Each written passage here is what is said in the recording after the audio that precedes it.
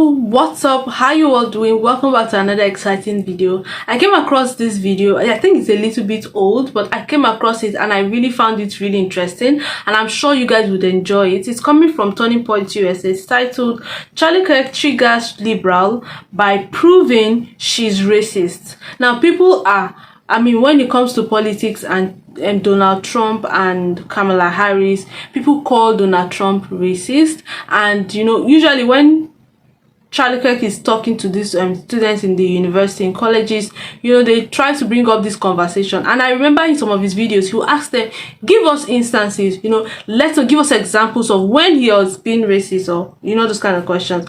Most of the time they are not able to answer it, but today we're going to be checking this out together. I can't wait to watch this. It's going to be very interesting. Before we dive into welcome to my channel. If it's your first time here, so good to have you here. Do well to like, share, subscribe, turn on notification bell, drop in the comment section what you think about the video. Drop my thought during the course of this video and after this video. Okay, let's quickly check this out together. Economic and social equality. I don't know really what that means, but maybe you could tell me. Interesting. Yeah, it means that all people kind of get the same opportunities. Like Cuba, or like Venezuela, No, not like Cuba or Venezuela. or like North Korea.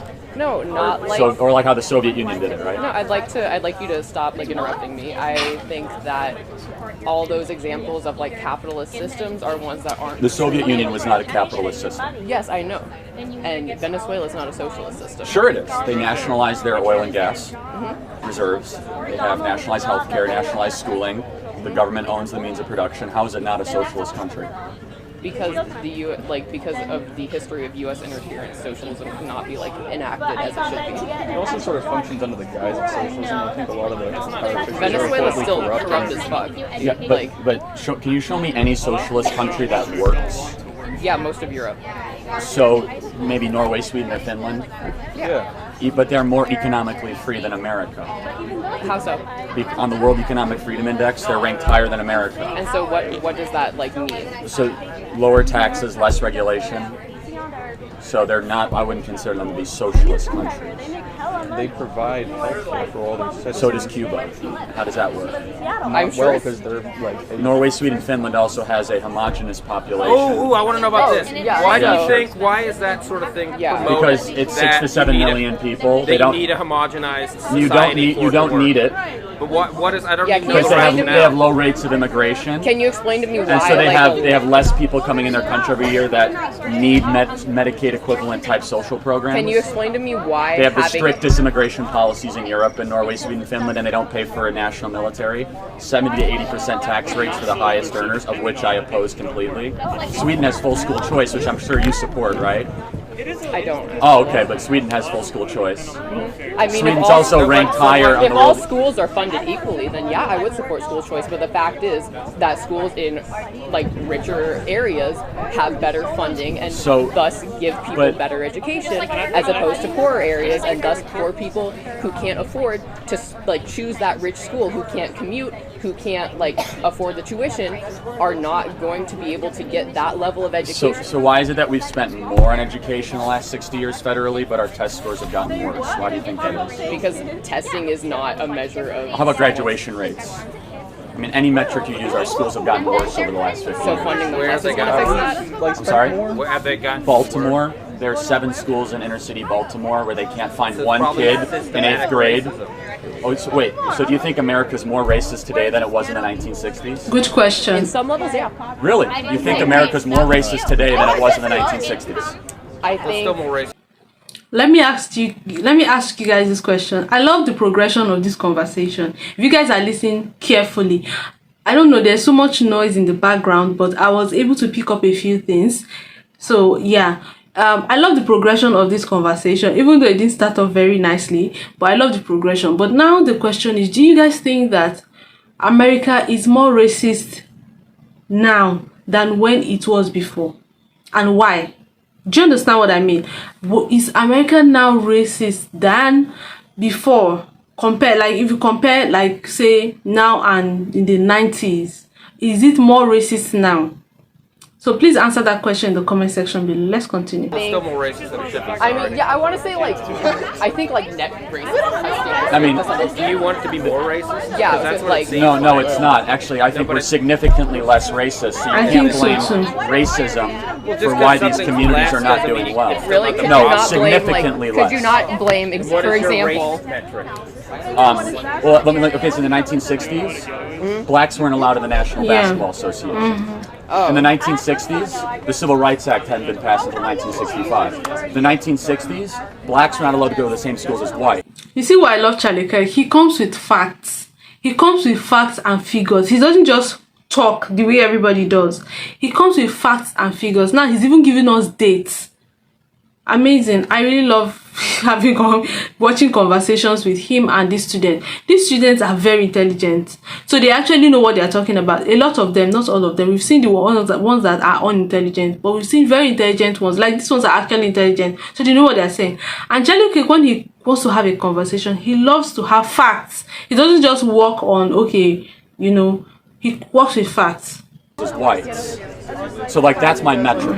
So we passed the Civil Rights Act in 1965. Kind of anecdotal. yeah. Oh, how about this? We had a black president elected twice in 2008 and 2012. Oh man, so since a black president was elected, we fixed racism, we right? quintupled. No, we haven't finished racism. We're significantly less racist. So the talking point of the far left is that the inequities that the black community and minority communities are experiencing is because of systemic racism. In order for that argument to be true, America would have had the same sort of amount of racism over the last 60 years or gotten more racist. Any sort of logical analysis of history would show we're significantly less racist today than they were in the 1960s. So then what is it? Any level of racism is still racism, dude. I think there's individual racism, but the idea that there's widespread systemic racism does not exist. Okay, what about, okay, so here's an example. Do you guys want to, okay, so, up until probably the mid-70s, like neighborhoods could choose not to sell homes to black people. That's why a lot of black people live in like certain like parts of town, you would say. And those are also generally the parts of town that have like underfunded schools and stuff like that. So the Asian community went through the exact same type of discrimination, yet the Asian community is the richest community per race in America. So are you implying something about the black community? No, you know what I'm saying? I'm saying the Asian community did not have a series of social welfare programs designed at them, such as federal welfare systems, broken public schools. The Asian community were one of the poorest communities in the 1940s. Now they're the richest community per race in America. How did that happen? So you're saying black people are... They were taking advantage. Black people are poor because of the Democrat Party, who got them addicted to government benefits, stuck them in clustered urban areas, put them in broken schools, Is that and the started a war on Democratic Party police. did all of that? Yes, show me one urban city where there's a Republican mayor. Show me one urban area where there's more Republican congressmen than Democrat congressmen. Like currently? Yes, or even the last 50 years. It's Democrats that run the urban cities. Oakland, Yeah, Portland, thank fuck. Chicago, Philadelphia. But these are the most, so you said thankful, but these are the worst parts of America. The most murderous, the most bankrupt, the most hopeless are all run by Democrats. Yeah, but there's no way you can like make some sort of causation if there's no sort of control for that. Yeah. You can't like say it would be you can. worse without a Republican. No, there's no way you can make that sort of inference. It's impossible. So you just can't make that inference. Okay, you just so don't have data for it. I'm sorry. Oh yeah, so just stop trying to make shit up. Okay, can I give you examples? No. No? Oh, you don't want facts? They're not facts. Do facts bother you? No. Okay, so You when, are gonna make up fake facts. Republicans run cities, municipalities, and counties, have much lower levels of poverty over 30 years, better run schools, more likely to balance their budget, much more business competitive. That could be nine out of 10 of the most business competitive states in America are all run by Republican governors. And Republican, yeah, it is actually. I mean, that doesn't... Utah, Nevada, Arizona. That doesn't necessarily have any sort of relevance to your point. So why would you say that the broken inner cities in America all have Democrat mayors, and the best run states all have Republican governors? Why would you say that? I would say that's the case? possibly because people see that Democratic mayors and Democratic government officials can fix the broken system. Have Democrats fixed anything in the last 60 years? No, because you're right. Okay. Because we've had a Republican-controlled Congress. No, we've had a Democrat-controlled president from 2008 to 2016. The president does not have like ultimate power over the United You're right. States. Obama controlled the House and the Senate, passed the health care bill that destroyed 1/6 of our economy, borrowed trillions of dollars, raised taxes, grew government, and then Republicans took back the House of Representatives and Honestly, eventually I don't know presidency. why you're so upset when you still have a ton of money, dude. What do you mean? I mean, you are You are. I'm not upset. You're the one that just swore. I'm actually quite happy and thankful I live in the greatest country ever to exist. Yeah, excuse me for swearing. I feel like this entire get-up is just you afraid of losing your economic and like white male privilege. Wait, what privilege do I have as a white person? White male privilege.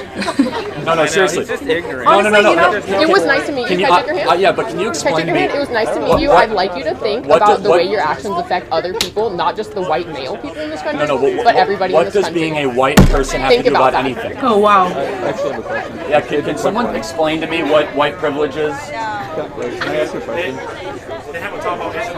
Yeah, Asian privilege, because Asians in America actually are richer on average than whites in America. And so are Indian Americans, by the way. Wow, I didn't know this conversation was going to end like this. She stomped off. After throwing the bomb, she just stomped off. Like she threw that bomb that he should stop basking in the euphoria of, you know, white male privilege or something like that. And then she just shook him and then she bumped off. Very interesting conversation, very enlightening and eye-opening. A lot of conversations were held here today and they are very important. I feel like they are still important till today. The video is not as old as I thought it was, maybe because of the filming area, so it looked old. Yeah, but I mean it's not old. Yeah, so a lot of conversations, but the last one, the bomb the girl dropped. I said the bomb the girl drops, and she said, oh, that he's enjoying white male privilege. Does white male privilege still exist in America? If you're an American or you're not, you live in America, or you're a black person in America, a white person in America, a young person, does white privilege still exist? And what is white privilege? Does it still exist? Another question I know we asked was that, is America as racist as it was in the 1960s? This guy, Charlie Kirk, believes that it is less racist. That means it still exists. There is systemic racism. There is personal racism. So it still exists, but is it as much as it was in before? Charlie Kirk believes that it's not as much. We are less, that America is less racist. But I'd love to ask you guys this question, because you know Charlie Kirk might just be talking from his own view, his own opinion, especially as a white person. So as a black person, does racism still exist? Like, compared to the 1960s, what would you think that, oh, it's, I mean, this conversation is meant for the older generation. Younger generation might not really know how to answer this question, but for the older ones, the older people that live in America, you should be able to answer this question. Does it still exist? Yeah, so to what point? What do you think young people should do? I know we've had this conversation several times in a lot of these videos. How do you combat racism as a black person? Does white privilege still exist? You know, which of these because a lot of conversations was had in this video, and I feel like this video is very weighty. So let's know what you think about each of these conversations, the highlights for you, which part interests you the more, and let's talk more about those parts that interest you, okay? And do not forget to please answer the questions I asked so that we can have more clarity about what was had, the conversations that we had in this video. Thank you so much for watching to this part. Do not forget to like, share, subscribe, turn on post notification bell, drop in the comment section your thoughts, opinions, observation, additions. It will be highly appreciated. Do well to subscribe and turn on post notification bell so you get notified anytime I drop a new video. I'll see you in my next episode. Bye bye.